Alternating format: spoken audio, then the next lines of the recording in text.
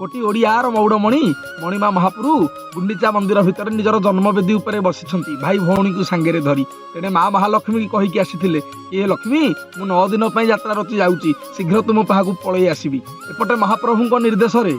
रथ मध्य दक्षिणी मोड़ हेलेनी किंतु मणिमा जागा छाड़ी उठू नाहांती बड़ देउलरे बड़ धंडामाळ बड़ रंग शाढ़ी पिंधा एबे भाई भगनी 3 जण जाक खंबरे होइच बंधा कर्पूर चंदन चुआ चौसम नरु चिला शेषु आस एबे श्री अंगरे आंगुले बहले लागिची हलदी कोष नाड़ी बड़ी गजा खंड खई खजा एतोते नहिला मिठा माउसी दुआरे रही चोबाइलु पाउसिया पोड़ो पिठा घर घरणी की नदीनकू परा करी आसीथिलु कंट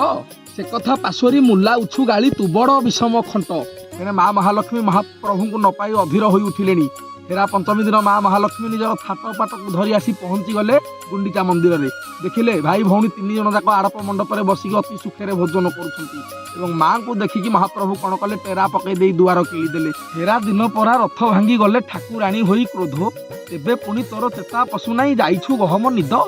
आन नारी परी नुहंती कमला सेजे न सहंती ताही आन नारी परी नुहंती कमला सेजे न सहंती ताही घड़िए उछुर हेले घौड़ीबे घरे पुराइबे नाही मणिमा घरे पुराइबे नाही।